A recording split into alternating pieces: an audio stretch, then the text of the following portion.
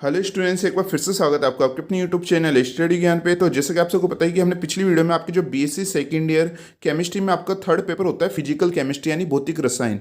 तो उसमें हमने आपके जो सेक्शन ए के क्वेश्चंस होते हैं जो कि आपके आधे आधे एक एक नंबर में आपके क्वेश्चंस पूछे जाते हैं, तो वो वीडियो हमने यहाँ पर आपके लिए स्टार्ट करते हैं। उसके हम इंपॉर्टेंट क्वेश्चंस आपको करा रहे हैं, जिसमें पहला पार्ट हमने कंप्लीट करा चुके हैं। आई होप आपने वो वीडियो देख लिया होगा। तो जिन स्टूडेंट्स ने नहीं देख रखा तो उसे जरूर देख लीजिएगा, क्योंकि आज का वीडियो यहाँ पे इसका सेकेंड पार्ट होने वाला है। तो उसके प्लेलिस्ट का लिंक आपको डिस्क्रिप्शन में मिल जाएगा, उसमें आप वो वीडियो को देख लीजिएगा। और जो भी स्टूडेंट्स इस चैनल पे नए से सब्सक्राइब जरूर कर लीजिए, क्योंकि यहाँ पर आपके लिए काफ़ी मेहनत करी जाती है। तो आप इस चैनल को सब्सक्राइब जरूर कर लीजिएगा और साथ में इस सेशन को भी लाइक जरूर कर लीजिएगा।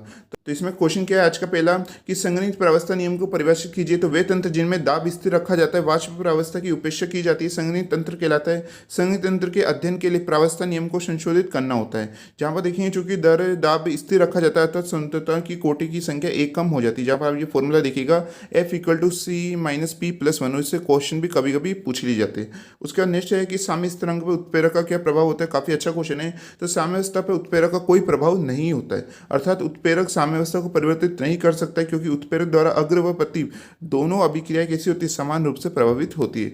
नेक्स्ट क्वेश्चन है कि अचर तंत्र से क्या तात्पर्य है। तो यदि किसी तंत्र की स्वतंत्रता की कोटि शून्य होती है तो इस प्रकार के तंत्र अचर तंत्र कहलाते हैं। नेक्स्ट क्वेश्चन है कि गलन कांतिक बिंदु पद को परिभाषित कीजिए। तो गलन कांतिक बिंदु यानी जिसे यूरेटिक बिंदु भी कहा जाता है, तो वह न्यूनतम ताप है जिस पर गलित द्रव अस्तित्व में रह सकता है। फिर नेक्स्ट क्वेश्चन जो कि काफी मोस्ट इंपोर्टेंट क्वेश्चन है, काफी बार पूछा गया है कि त्रिक बिंदु से आप क्या समझते हैं। तो वह बिंदु जिस पर किसी तंत्र की तीनों प्रावस्थाएं ठोस, द्रव और गैस साम्यावस्था में होती है, क्या कहलाता है, आपका त्रिक बिंदु कहलाता है। काफी इंपोर्टेंट डेफिनेशन है और काफी बार पूछी गई है। फिर नेक्स्ट है जो कि ये भी काफी इंपोर्टेंट डेफिनेशन होती है कि प्रावस्था किसे कहते हैं। तो किसी विषमांगी तंत्र की वे भौतिक रूप से जो आंखों से सुस्पष्ट होते हैं तथा जिनके मध्य सीमा रेखा होती है तथा जिन्हें भौतिक एवं रासायनिक विधि से अलग किया जा सकता है, उन्हें क्या कहा जाता है, प्रावस्था कहलाती है। फिर नेक्स्ट क्वेश्चन है, आप देखिएगा मुक्त ऊर्जा एवं साम्य स्थिरांक में संबंध दिखे। तो जो कि क्या होता है, आपके डेल्टा जी यहाँ पर आपके इक्वल टू -RT यहाँ पर ln/kc, ठीक है। तो यहाँ पर आपकी इसका फॉर्मूला है जिसे आप मोस्ट इंपोर्टेंट लगा लीजिएगा, काफी बार पूछा जाता है। और इन तीनों के मध्य यहाँ पर आपकी रिलेशन भी कि अगर आपका डेल्टा जी यानी गिब्स मुक्त ऊर्जा अगर आपके लेस देन होती है जीरो से, तो क्या स्थिति होती है। अगर डेल्टा जी है यानी गिब्स मुक्त ऊर्जा अगर की ग्रेटर देन होती है जीरो, तो कौन सी कंडीशन होती है। तो यहाँ पर आप देख सकते हैं। फिर नेक्स्ट क्वेश्चन है कि एक उदाहरण द्वारा उच्च संविलन ताप को परिभाषित कीजिए। तो 60 डिग्री ताप या इससे अधिक ताप पर फिनोल तथा जल प्रत्येक अनुपात में मिश्रणी होते हैं, यह क्रांतिक विलयन ताप या उच्च संविलियन ताप कहलाता है। नेक्स्ट डेफिनेशन आती है, आप देखिएगा कि चालकता पर ताप का क्या प्रभाव पड़ता है। तो तापमान बढ़ाने पर सभी विद्युत उपकरणों की चालकता बढ़ती है तथा तापमान घटाने पर चालकता घटती है। ये मोस्ट इंपोर्टेंट क्वेश्चन है, काफी बार पूछा गया है। फिर नेक्स्ट क्वेश्चन आता है कि किसी दुर्बल विद्युत अपघट्य के लिए वियोजन की मात्रा तथा तुल्यांकी चालकता में क्या संबंध है, क्या रिलेशन है। तो यहाँ पर आप देखिएगा ये रिलेशन होता है। फिर नेक्स्ट क्वेश्चन है कि सर्वांग सम गलनांक से आपका तात्पर्य है। तो सर्वांग सम गलनांक से तात्पर्य है कि वह स्थिर ताप जिस पर किन्हीं दो अवयवी ए व बी से बना हुआ स्थायी यौगिक यहाँ पर पिघलता हो, अर्थात वह ताप जिस पर उसी संगठन वाली ठोस व द्रव प्रावस्था परस्पर साम्य में हो, उसे क्या कहा जाता है, सर्वसम गलनांक कहा जाता है। यहाँ पर आप देखते हैं जिसमें मैग्नीशियम जिंक तंत्र ये होता है। फिर नेक्स्ट क्वेश्चन है कि एक आयन का अभिगमांक क्या है। तो जब किसी विद्युत अपघट्य में धारा प्रवाहित की जाती है तो धनायन तथा ऋणायन विपरीत आवेशित इलेक्ट्रोडों की ओर गति करने लगते तथा धारा प्रवाहित करते। कुल धारा का वह भाग जो किसी आयन के द्वारा एक स्थान से दूसरे स्थान तक ले जाया सकता है, आयन का अभिगमांक कहलाता है। फिर नेक्स्ट क्वेश्चन है कि कौन से विद्युत अपघट्यों का तुल्यांकी व मौलिक चालकता का मान समान होता है। तो ऐसे विद्युत अपघट्य जिनके तुल्यांकी भार व आणविक भार समान होते हैं, उनकी चालकता व आणविक चालकता यह मौलिक समान होती है। फिर नेक्स्ट क्वेश्चन है कि कोलराउस का नियम क्या है, जो कि मोस्ट इंपोर्टेंट क्वेश्चन है। इसे देखिएगा, इस नियम के अनुसार किसी विद्युत अपघट्य की अनंत अनुताप पर तुल्यांकी चालकता उसके द्विअंगी आयनों की अनंत अनुताप पर तुल्यांकी चालकता के योग के बराबर होती है। इस नियम के आयनों को क्या कहा जाता है, स्वतंत्र अभिगमन का नियम कहा जाता है। इसे मोस्ट इंपोर्टेंट लगा लीजिएगा। और इसे कोलराउस के नियम से भी जाना जाता है। यहाँ पर आप देखेंगे यहाँ पर आपकी ये कंडीशन होती है जो हमने थ्योरी के रूप में आपको बताई।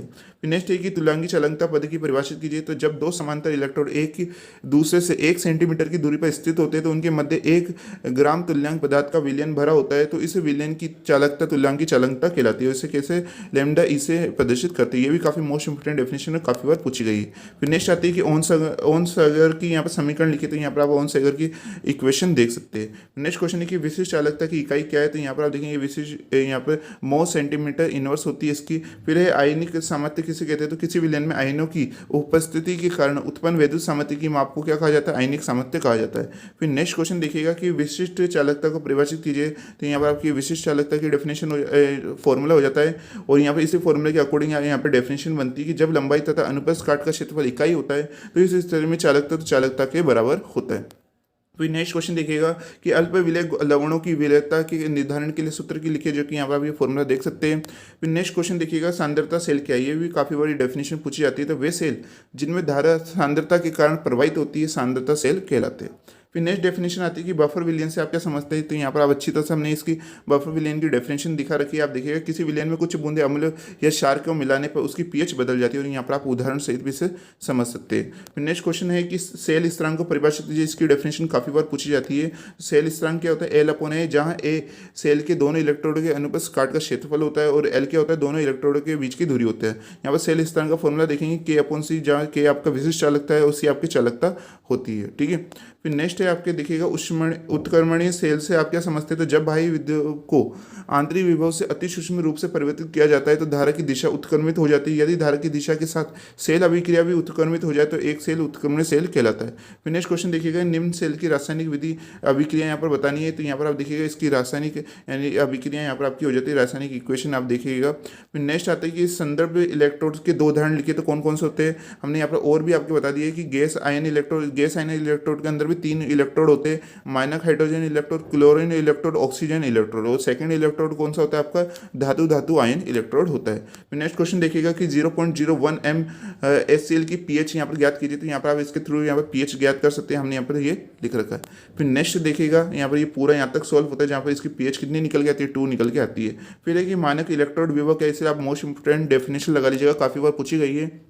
क्या होती है यहाँ पर कि अर्ध सेल से मानक हाइड्रोजन इलेक्ट्रोड के सापेक्ष 25 डिग्री सेल्सियस पर यदि किसी विद्युत अवघटन की इकाई वाला विलयन है तो उस सेल के विभव को उस अर्ध सेल का मानक इलेक्ट्रोड विभव कहते हैं। इसे ई से यहाँ पर डिग्री से व्यक्त करते हैं, प्रदर्शित करते हैं। नेक्स्ट सेल अभिक्रिया का सामान्य स्थिरांक के विद्युत वाहक बल के किस व्यंजक से संबंधित है। तो यहाँ पर आप देख सकते हैं। नेक्स्ट क्वेश्चन है कि हाइड्रोजन अधि वोल्टेज से क्या समझते हैं, ये भी काफ़ी बार पूछी जाती है। तो किसी सेल की अधि वोल्टेज प्रायोगिक रूप से धारा उत्क्रमित होने का विभव तथा सैद्धांतिक रूप से धारा उत्क्रमित होने का विभव का अंतर होती है। नेक्स्ट की द्रव संधि विभव के लिए व्यंजक कीजिए। तो यहाँ पर ये द्रव संधि विभव का यहाँ पर व्यंजक होता है, जो कि काफी बार पूछा जाता है। और इसी के साथ हमारे जो क्वेश्चन थे वो यहाँ पर कंप्लीट हो चुके हैं। जितने हम मोस्ट इंपोर्टेंट क्वेश्चन आपको करा सकते थे वो यहाँ पर हमने करा दिए। इनमें से कुछ क्वेश्चन आपके आने के चांस यहाँ पर बने रहते, तो आप इनकी अच्छी तरह से तैयारी कर लीजिएगा। ये 2 क्लासेस आपको कैसे लगी हर स्टूडेंट्स को कमेंट करके जरूर बताना, क्योंकि काफ़ी मेहनत के साथ आपके लिए क्लासेस लाई जाती है।